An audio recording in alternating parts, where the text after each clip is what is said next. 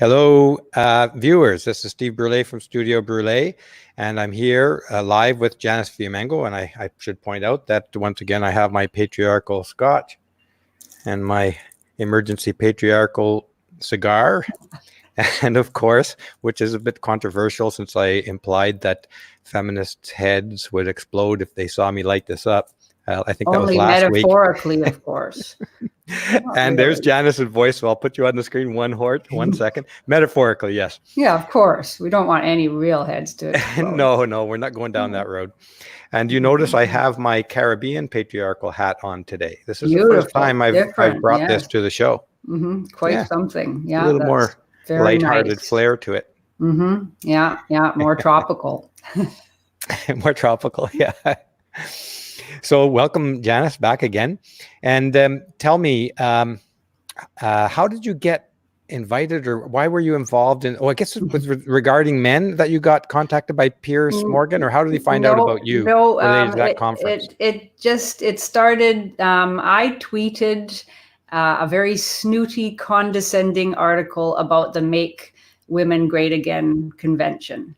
And so at that point, Anthony Johnson, the organizer, got in touch with me just to say, hey, if you'd like to come down on a press pass or something, you could. And I was kind of interested, but in fact, I'm doing something that weekend. I'm appearing on a different panel, so much less interesting, actually. But so we had established contact, and then he was contacted by Piers Morgan, who said he could bring a second person onto the show. So he thought maybe it would be nice to have somebody at arm's length from the convention, just somebody who supported the convention. And it helped, of course, that I'm a woman and have spent the last 5 years or so, making videos about feminism and about why feminism has nothing to do with gender equality. So he invited me to go on, and I said yes. And at that point, I thought that it was going to be an actual interview, perhaps foolish me. I thought it was going to be Anthony and myself just being interviewed by Piers Morgan and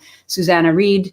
Then I found out about half a day before the actual event that these two feminist journalists were also going to be part of it. And I knew at that point that it was going to be, nothing very good.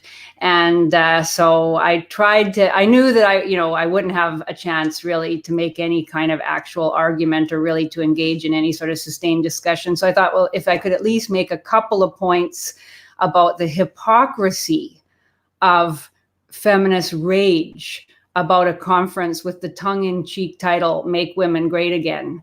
And, the nonsense of their outrage, given that we've seen 40 years of feminists slagging men off and talking to men about their so-called toxic masculinity and setting up, masculinity confession booths at universities where men and women were invited to confess their sins in propping up hyper masculinity and, all the nonsense, the consent courses, the articles by people like Susanna Walters, professor of sociology. Whoops. Okay, sorry. I'm just going to turn that right off.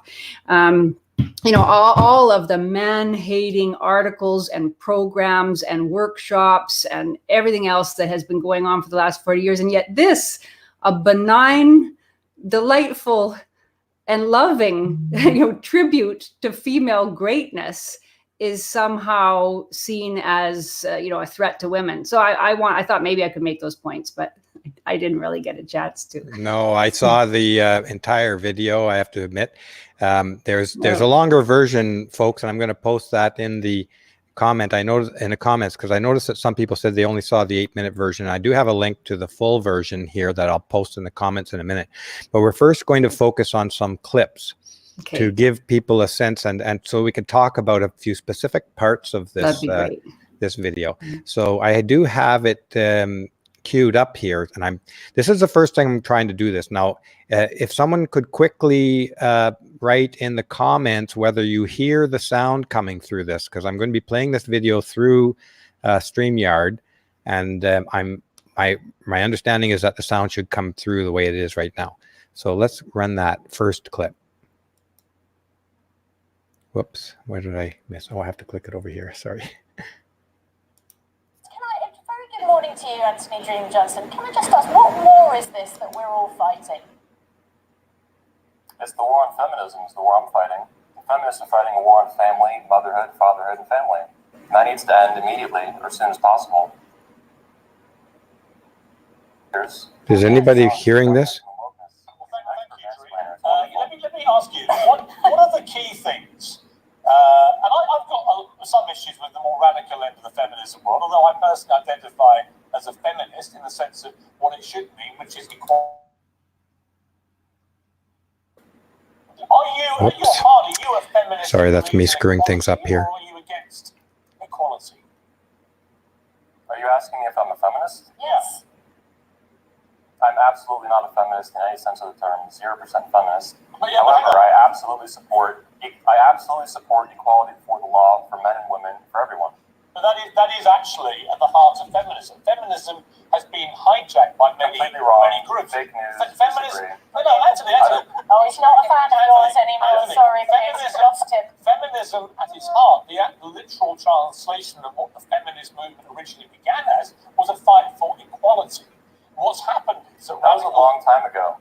Right, but you support that though, don't you? You support the principle of equality. You can try as hard as you like to be on the same side, Piers, but I'm afraid you are both at war with each other. And it has not in a long time. Equality means equality. Feminism does not mean equality. If they really cared about equality, and I wish they did, they would call it equalism and things like that. But they don't. Okay, so that's the first clip. Is everybody hearing me now? Are we back? I can hear you. Oh, okay. Well, obviously I disagree with this after with Piers Morgan, that feminists was ever about equality, as you can tell from the video that I published there, The Birth of Feminism. So did he mention the Emmeline Parkhurst in that one? That came up a little bit later in my segment. This is such a shocking, terrible thing. Here's a man who comes and says right away that he supports equality before the law, and he does not believe that feminism has anything to do with gender equality. He later on gave a few examples, although he wasn't given much opportunity to explain, why he contended that. It's the whole problem with these kinds of shows. That you're constantly trying to speak over the hosts who are just waiting to pounce in and cut you off or derail your attempt to construct a sentence. I thought Anthony did a pretty good job of explaining why he wasn't a feminist and why he didn't believe that feminism had anything to do with equality. And in fact, none of the those on the other side, either the two hosts or the two feminist journalists, ever brought forward one shred of legitimate proof that feminism had anything to do with equality. And in fact, the entire show was proof positive that feminism is about female supremacism and bigoted dislike, condescension, and outright hatred towards men, since it very quickly descended into personal attacks of the most puerile and adolescent sort on the organizer of the conference. And we have some clips demonstrating that as well. Why don't we look at them all, and then we can have a sort of general discussion about the whole thing. Okay, let's roll the next one here. Just 1 second. Let me get it back up here.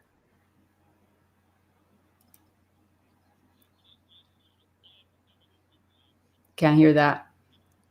So 1 second. You're not hearing that, Janice? No. Oh, well, that is weird. If anybody's listening, can you tell me if any of you viewers heard the first part of that clip? I'm not seeing no sound. Oh, crap. Let me see what's going on here. Hold on a second. I'm going to check my sound settings here very quickly.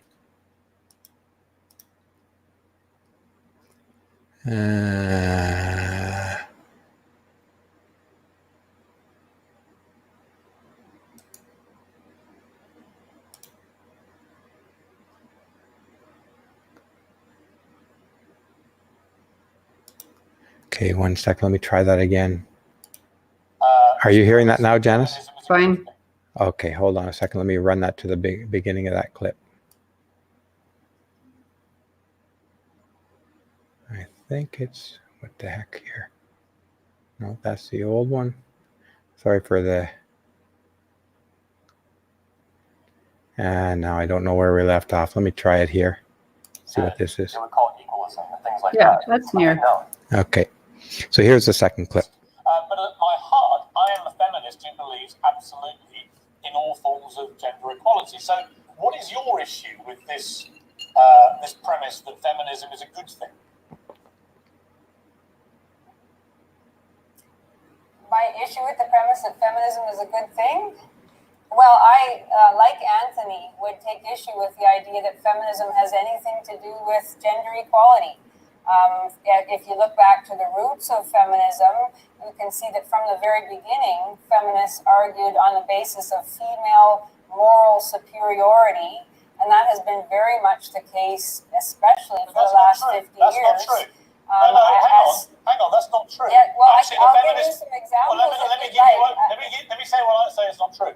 Actually, the feminist movement really began... Notice him cut you off there.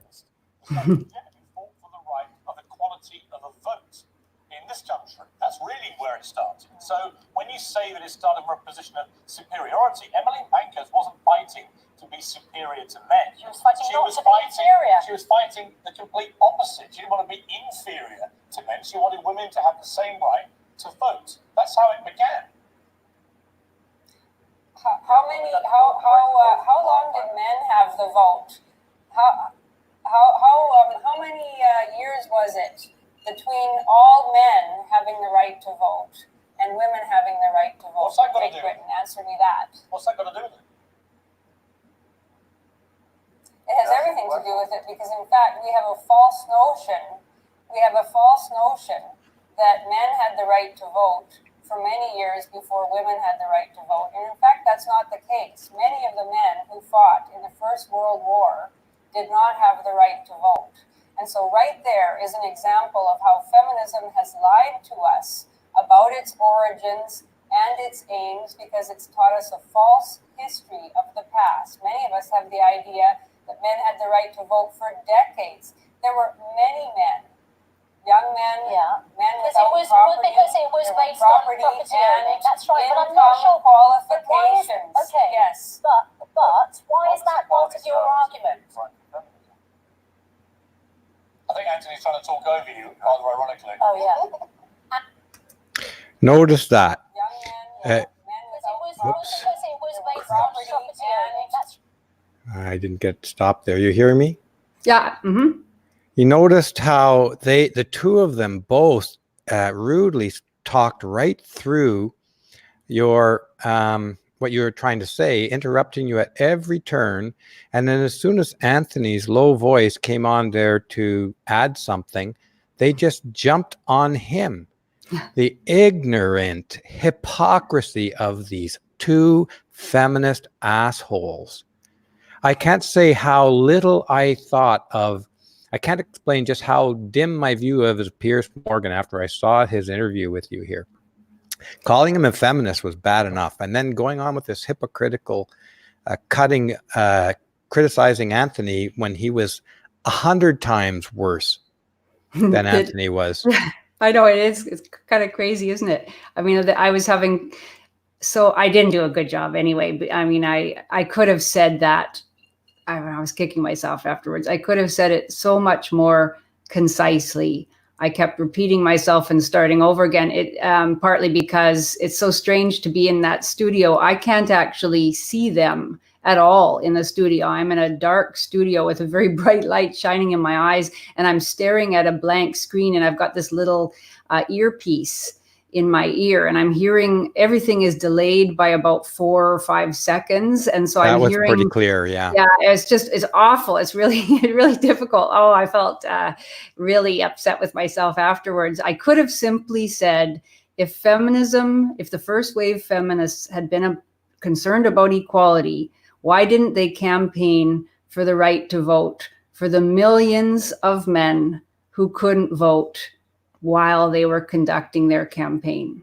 Well, you did refer to that at some point. I think I earlier on you referred to that the men didn't have the vote, but you didn't make the did. clear point that this was evidence that feminists weren't concerned about equality. That's Yeah, true. I didn't It's tough to be get on to the spot. finish. Yeah, I didn't get to finish the point. I wasn't really expecting that was the way the conversation was going to go. I thought we were going to talk about the Make Women Great Again convention. Still, I should have been able to make that point more concisely and just more clearly.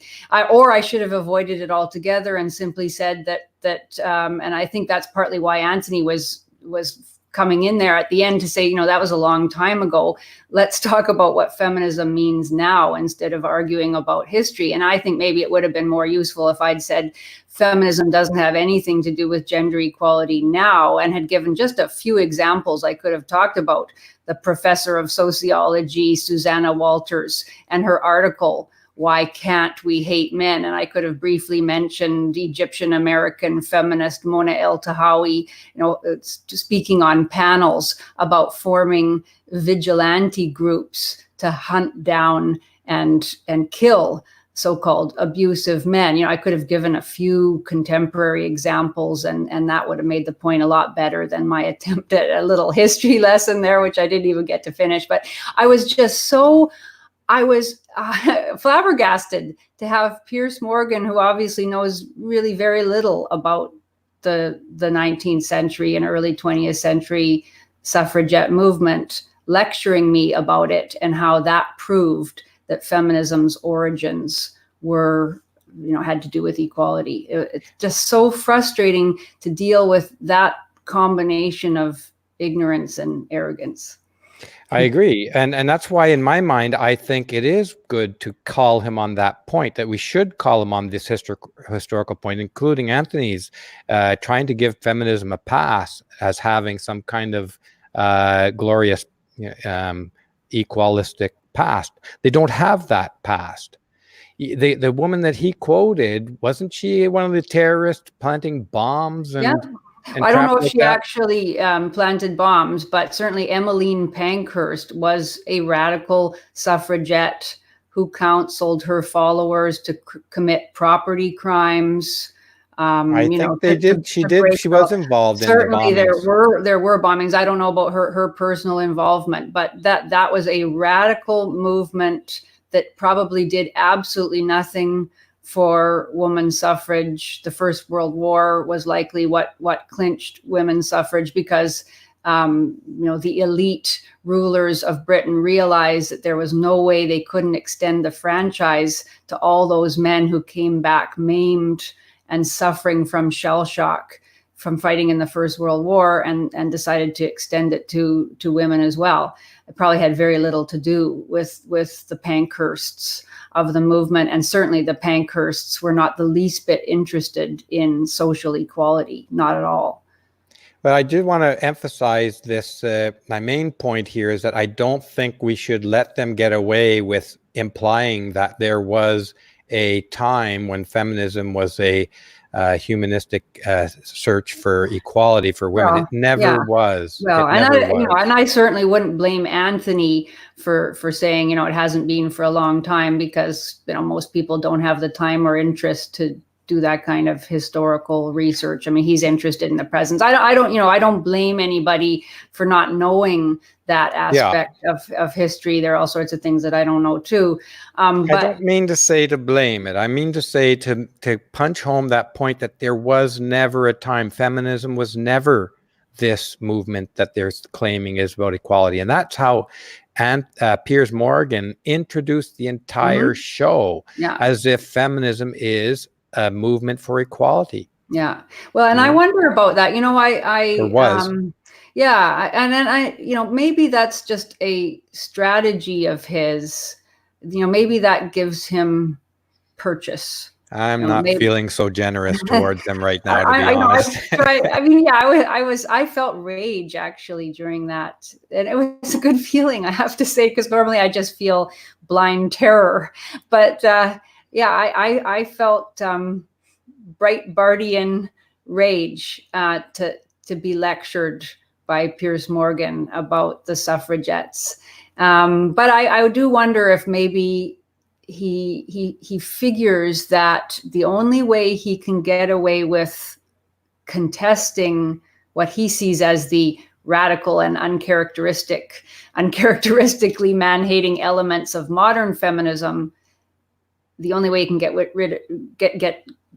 past that or get away with that is by claiming that he supports, the pure version of feminism. I don't know. I really don't. I don't think he deserves a pass. Like, we're past that point. I think at least our community is past that point of letting these things slide. We're a very small community. We're a very small community. Yeah. That's the thing one realizes when you look at a program like that.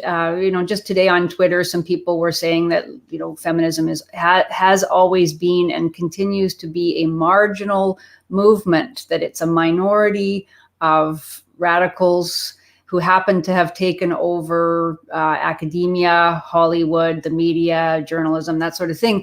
But that isn't true. If a program like this, which reaches a million viewers every morning, if it can be so sort of unthinkingly pro-feminist and so cavalier in harshly, personally ridiculing a man whose worst sin is to organize this conference, which no woman will be forced to attend.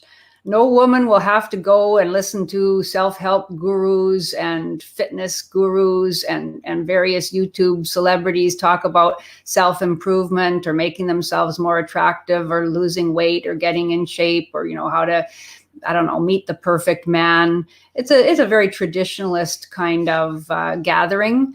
And, but nobody's going to be forced to attend, and if that's his worst sin, and yet still they can get away with harshly mocking him, essentially saying you must have a real problem with women. Maybe we can play the clip where they start grilling him about his own personal life. Is he married? Does he have a partner, etc.? Wow. I mean, there's the double standards. They would never do that to a woman, no matter what kinds of, radical ideas she was pushing. It proves right there that feminism is a female supremacy movement and is about bigotry and hatred towards men. Silencing. We do have those clips coming up. I did want to call attention to the generous donations we're giving. I flashed a couple up on the screen there, and there was a comment about Emily Parkhurst. Pankhurst. Yeah. Pankhurst. Mm-hmm. Yes. So thank you for your generous donations, fellows. Maybe we should roll the next clip in here. And I do have a little surprise for you in this clip, because I wanted to emphasize the hypocrisy. So I just wanted to play this, and I hope it goes over reasonably well. Oh no. It's not that bad. Hold on one second. I think it's coming up here. Young men, men Because it was based on property owning. That's right, but I'm not sure. qualifications. Listen to him talking over you. But why is that part of your argument? I think Anthony's trying to talk over you, rather ironically. Oh yeah. Because it was based on property owning. That's right, but I'm not sure. Qualification. I think Anthony's trying to talk over you, rather ironically. Oh yeah. I had to repeat that because it was so egregious. The way they were both, the two hosts were both ignorantly talking over you, and then they just slammed the hammer down on Anthony on public, national, international, global television on Anthony's head, right after they were so much worse than Anthony. And throughout the show, they did that. So I wanted to emphasize that here, because it just boils my blood, this whole show. But anyways, and maybe I'm just getting frustrated with the fact that the general culture still is in the grip of feminist fantasy about equality, Yeah, that's So that's a bit repetitive clip, but anyways, I thought maybe it would roll well on our conversation. Do you want to go on to the next clip? Sure, yeah, let's look at them attacking Anthony. Okay, hold on a second here. And I might just say before we do roll on, we've got another generous donation come in here from James Burlow. I just put this up on the screen. James, thank you very much, James. With my swearing in this episode, I am absolutely certain that YouTube is going to completely demonetize this. But what the fuck? Who cares? The damn assholes. I might as well get my money's worth out of it, eh? Now that I've ruined the monetization possibilities. Got that out of my system. So let's roll the tape here. What makes a marriage work is a lot more positive Okay, let's than hold what your... we see now, which is a lot of women telling men what men need to do in order to be decent human beings. That is a very fair point. I think Anthony's trying to talk over you. There he was again. I guess I rolled another example. Let's get on to the next clip. Rebecca Reed. Rebecca, what do you make of what you've heard so far? Are you going to pay up? I mean, if I had $999, I'd be getting on a plane right now because I definitely need to know how to be a woman. It's so confusing every day. I don't know how to put clothes on or brush my hair. I have a husband who obviously hates me. I'm 29 and childless. I've achieved nothing. I'm mortified. Okay, I think Are you that's... married? Not right now, no. Do you have a partner? No. Did you want to carry on? As well, this yeah, clip? we can talk about both those. Okay. So this is the one, I'm going to roll it back just a bit because this is the one where he's, grilled on his personal life in the way that you mentioned before they would never do to a woman, of course. No. Are you married? Not right now, no. Do you have a partner? No. Why do you think it is that no woman has quite bought into your sales pitch? Perhaps he needs to go to Women are buying it every day. Yeah, but nobody wants to marry you or be with you, it seems. I mean, I think Anthony's trying to talk over you, rather ironically. Oh, yeah. Why aren't women racing to be with the guy No, that can tell I'm them how to saying live their lives? Hey, look, you want to get into my personal life? Why are you being so nosy? Why are you so nosy, man? You're so judgy. No, Anthony. He's being judgy. You are the most judgmental guest I think you've ever had. I'm just saying. You're doing a whole conference telling women how to be better women and be better. You seem to be struggling yourself to persuade anybody to be with you. I'm just saying. Does it come from a place of personal The single frustration? guys like me are a minority of this. I think Anthony's trying to talk over you, rather ironically. Oh, yeah. Okay, that's all of our clips. I tried to throw Piers' accusation of him talking over you when they didn't give him any airtime to explain himself or defend himself from this accusation that maybe women aren't interested in him. And we don't know to this. We never, not that it matters, but he never even got to respond to that slur. No, it just, I mean, I thought he did really well, to tell you the truth. I couldn't have, it's really difficult when you've got an earpiece in and 3-4 people are screaming and mocking you and taunting you and repeating your words. And I mean, at one point, Susanna Reid says that, I forget now the exact phrase that, does this come from a place of deep insecurity? The guy is risking a lot. He's an entrepreneur. He has organized a number of conferences for men. And I realize actually that probably a lot of our listeners might have disagreements with his approach and everything else. So that's fine.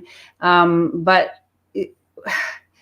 the idea that it's appropriate to treat somebody in this manner, and to attack him personally, to suggest that it's his own failings as a man, his own sexual failings, even. Yeah, that's what they really mean. That's what they really mean, are somehow galvanizing his interest in this conference. And, he tried to make the point that most of the speakers at the conference are married men with children, their fathers and husbands. That's what this is this is a conference about: young people wanting to reorient our culture towards marriage and childbearing. They want to encourage women to ignore feminist propaganda to put off having children, till they're in their late 30s, early 40s, till their career is all established and everything. They're trying to encourage women to ignore feminist propaganda about that. That's basically it. And, and to rethink the dating market and to rethink a lot of the things that feminism tells women are the truth. So that's, it looks like their intention from the word go, especially the way they treated him and not allowing, sent out accusations in the form of questions, and then didn't allow him to defend himself. Mm-hmm. I mean, it sounds like a setup, really. It's unbelievable. And the, Piers Morgan saying that he was the most judgmental guest that they've ever had on the show. Yeah. So he criticizes feminism. That was judgmental, according to them. And he criticized it with some pretty good examples of what he meant, if you could actually hear him above the laughter and the jeering. Yeah. The just amazing. And all that those four had were, they make it personal right away. Everything is personal. Oh, are you saying that I'm a failure? Are you saying my husband must hate me? Are you saying that I've failed in my duty as a woman because I'm 29 and I'm childless? Imagine if she didn't fail in eating Twinkies from the looks of it. Imagine if he'd answered, well, maybe your husband does hate you. A lot of husbands are living lives of quiet desperation with nasty women, who think that they're superior to them. And who aren't any longer working to make their husbands' lives happier. Imagine if he'd said that. He really didn't say anything shocking at all, and yet they felt perfectly at liberty, and they twisted every single word. At one point, he said that there were one of the women, he didn't know their names. Well, we weren't told what their names were before we went on. He said one of these women is from the newspaper The Independent, that published a hit piece based on absolutely no information about the convention. He said one of these women is with The Independent. They laughed and mocked.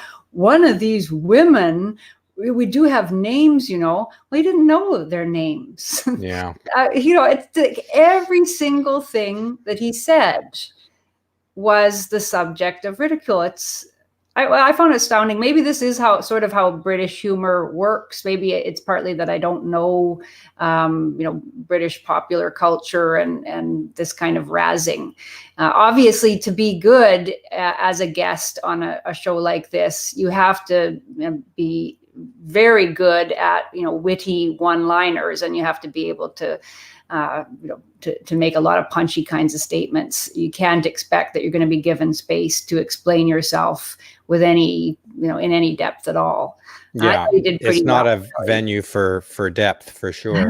But it didn't have to be a venue for setting up a personal attack and then not allowing any time for defense, or even explanation. Yeah. What do you make of the price tag of the conference? I have to say, it is a steep price. I don't know what I heard, that there are all sorts of half price deals, and that if you register early, I think the $1,000 price tag is what you pay if you just go and get a ticket on the day that the conference begins. But don't quote me on that. I'm not sure. But I have heard that there are lots of ways that you can, you can volunteer at the conference, you can bring a friend, they can get a 2-for-1 deal, things like that. And so if it's $500 for a 3-day conference packed with speakers and where you get food and things like that, then that's not outrageous. Not out of line. Yeah. No. Yeah, but I don't know. I mean, I don't have anything, to do with the conference. I feel disposed in a friendly manner towards any group that is pushing back against feminist ideology. Definitely. That's definitely. That's what I feel, and so that's why I was there to say that there's nothing particularly shocking about men offering to give women advice about what men like in women. And what the dating world and the marriage market looks like from a man's point of view. A lot of women are kind of interested in that. Sure.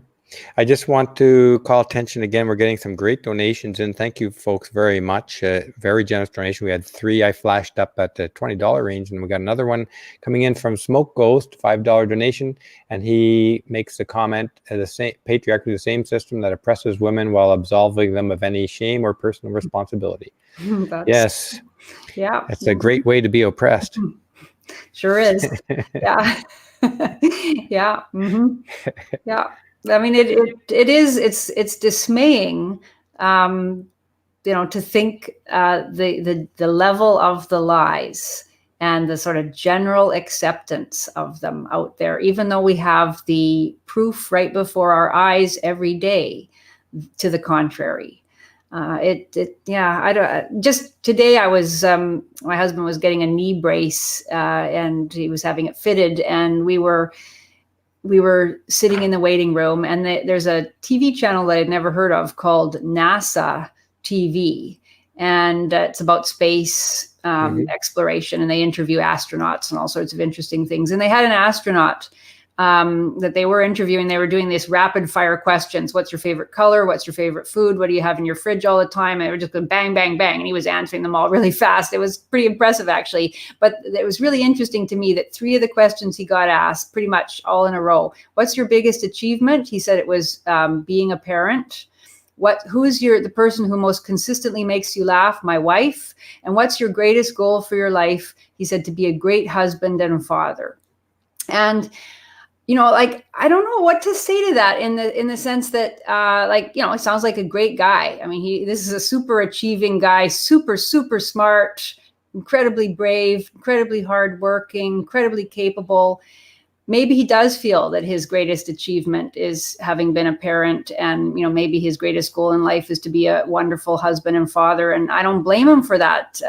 But I just tried to imagine a woman in that same position, and whether she would answer that her greatest achievement was being a mother, and that her goal in life was to be a wonderful wife and mother. And I just can't see it. So that's where we've come to in our culture, where it seems like men are being trained to diminish their accomplishments and, to focus entirely on family. I just thought this man has been trained in what to say. And women are being trained to express contempt for that and to viciously personally attack any man who doesn't toe the line on the orthodoxy. Yeah, it's definitely an expected thing today. You've said it all very well. I mean, I just want to call attention again, sorry, to the donations. We're getting some great donations today. I want to thank everybody very much. There was a comment I put up on there. I don't know if you saw it, Janice. That said that shouldn't I be taking a shot for this $20 donation? Oh, right, and I'm inclined to agree. So, Janice, if you want to talk about something, well, I'm just going to go and get my shot. I thought that was an extremely dangerous precedent that you set. It is, but I'm inclined to agree with the viewer there. I forget who it was there, but Janice, go on and just talk a little bit while I'm away. I'll be right back. Okay. Say whatever you want to talk about. Oh, well, any questions about anything, I'd be happy to answer. There's a very nice comment there, James. Thank you. I was really actually disappointed in my performance on that show. I never like myself in those kinds of situations, and that one was particularly frustrating. But so you're back, Steve? I'm back. I should have shut my video off while I did that. You got to see my just my butt walking away and back. No, you didn't look at it. Here we go. It was Fireball in the original video. Whoops, here I didn't see it here. Oh, is it Fireball again, or is this something else? Well, it started with Fireball, so I thought we'd just keep it to Fireball. That's good. Well, I've got my patriarchal ginger ale, so. Oh, awesome! Yeah, you were kicked out of the patriarchal ginger ale last week. I remember. Yes, I'm back in now. Okay, you've done your penance. You've done your penance to the patriarchy. Indeed. Thank you very much. This is for appreciation to the the great donations today. That is good. All right. I'm going to say that if another one comes in, I'm going to take another shot since I got the bottle at my hand here. But we haven't got a whole lot more time to talk, have we? I don't think so.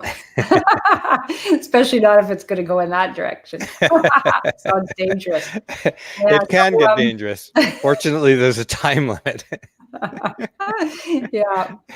So what are your plans for the evening, Steve? You're going to head out to the beach? Is it another beautiful day where you are?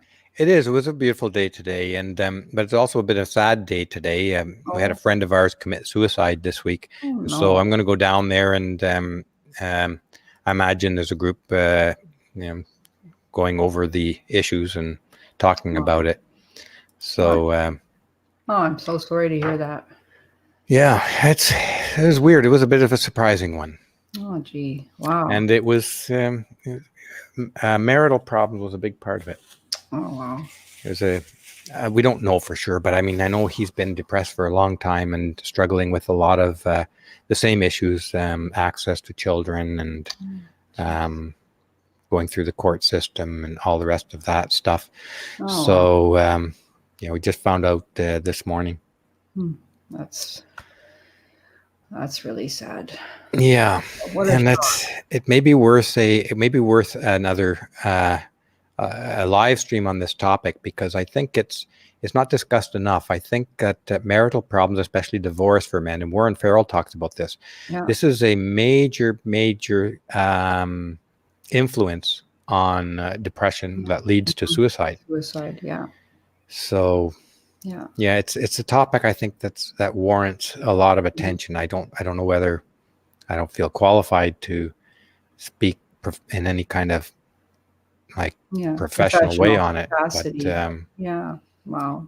I'd certainly like to hear from professionals out there. Paul Elam may be a good person to have on for a show like this, so we can discuss this issue. Yeah. Maybe we can get Warren Farrell on. Yeah, that would be great. Yeah. Yeah. Yeah, there's so much pain that doesn't get talked about. Yeah. And the pain is masked in men in a lot of different ways. It sometimes comes out as anger, and anger, I think it's a way to, I don't know. I'm out of my depth on this. So it's probably maybe we could do it, if somebody suggested Tom Golden, Paul Elam. Tom as well. Yeah, Tom as well. Yeah. And Warren Farrell does have a lot of interesting things to say about this. And he said some very insightful things on that video that I produced of called Broken. It was one of the first videos I put up on the channel right after the Warren Farrell protest. Yeah. And so if anybody's interested in the topic, the story of two men in divorce, and I interviewed Warren Farrell as part of that short documentary. Yeah. And what he says in that video is actually very, very insightful. Yeah, he's spent his whole life thinking and writing about these issues, and he's amazingly insightful. Yeah, he is. And I have to say that after all this time, I finally got around to starting reading his book, The Myth of Male Power. Excellent. And it is excellent. And it was a very good recommendation I had been on the back of my mind to read this book for I don't know how long, for like 10 years. I first heard of it in the 1990s. Yeah. And I never got around to reading it. And it's the kind of book that you want to highlight every page. Yeah, it's got nuggets of gold on every page. He sums up cultural issues. He exposes the contradictions in our ideas about so-called male privilege, so effectively. Yeah, I couldn't recommend it more. I can't believe it. Like I have a Kindle now to do these books, right? To read books and stuff, because I can carry a lot of books around in one little package. And I found myself, I have to stop highlighting because I'm going to highlight the whole book. It really is. And I heard people talk about his book in that manner. Yeah. And I was kind of doubtful that somebody could be that quote worthy, but there's quotes galore in this Yeah. book that are very insightful. Yeah, it's nearly 30 years old, and yet it is as fresh and relevant and shocking. I mean, it blows your head off reading it. It's, yeah, you wish you could force everyone, the people on that Piers Morgan show, you wish you could force them to read it, because it is such an antidote to the superficiality and the jeering condescension of these so-called pundits. I want to say the name of the book again because somebody asked, and I don't know if these comments will follow through onto YouTube, but the book is called The Myth of Male Power. And there's a subtitle there. Someone wrote in it, Why Men Are the Disposable Sex. Mm-hmm. Now, the edition I got has been updated. Right. Yes. And re-released. An updated version, but it does. You don't have to get that version. The original is fantastic. Yeah, either one of them. I mean, he really does call feminism to task. Yeah. Mm-hmm. In some surprisingly direct ways. Mm-hmm. Yeah. Even though, I think in many ways he's to some extent on board with the feminist agenda. He acknowledges a lot of issues in a way I wouldn't go as far as he does, but that's the thing. I mean, we can have disagreements about these issues and still value the insights of people like him. Oh yeah, I'm not through the book yet, so I'm kind of holding off my judgment as to where he is on feminism till I get through this re-released version. And there are some things that I'm a little questionable about, but we could get into that. Yeah, I'd love to do. But not related to his analysis of the myth of male power. That he's pretty solid on that. Yeah. But he does have some. He puts some ideas out there. For instance, that we're in some stage 2 marriage contract, really, and culturally, that I'm not really sure 100% where he's going with that right yet. So I'll reserve it. We'll see. But the book, regardless, is well worth reading for anyone who's even remotely interested in the issues that we talk about. It's a must read, and that was a absolute gem to put on your 5 recommended book list. Well, thank you very much. We'll have to do another. We'll have to do contemporary. How about another 5 must reads for the 21st century? Because I deliberately chose older books for that. So I'd love to do another 5 and talk about them, because there's so many great books out there. Well, what's interesting is that all the ones you mentioned, I've only read 2 of them so far. I'm into I read the Manipulated Man, which I have to say, it's refreshing, even if it's over the top at times. Yeah, it is so refreshing to hear a woman lay down the dirt on how women view men. Yeah, even if she's wrong in some details, it doesn't matter. She being like very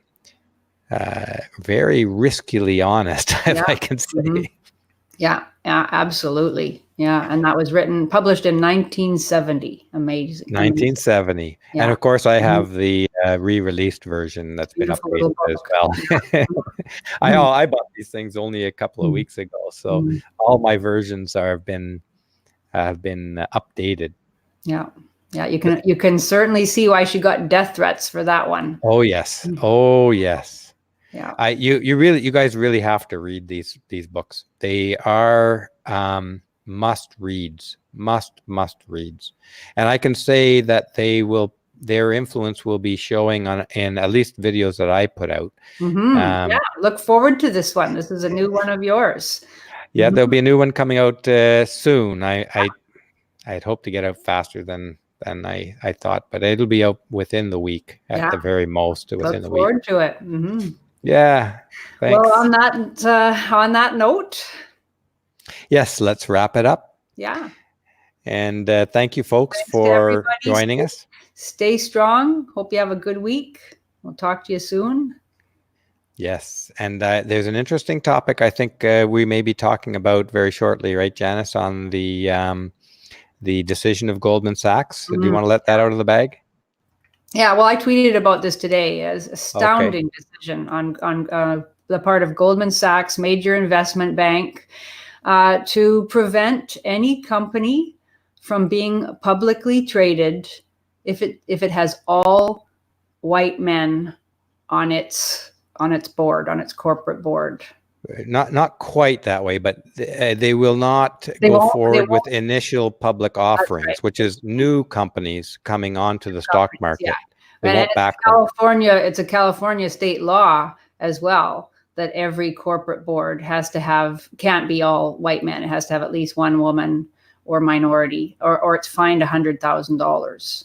Wow. So we've gone well past the point of propaganda, which we had for years, claiming that boards with gender diversity, meant that the companies were more successful. And now we've gone to mandating. I mean, this is shocking to me, and yeah, definitely worth more discussion. And I would like to just let folks know that it's what the article doesn't say that is also very important. So tune in when we have this discussion, because it's going to be, I think, very interesting. Mm-hmm. Okay. Okay. Take care, everybody. Good night, everyone.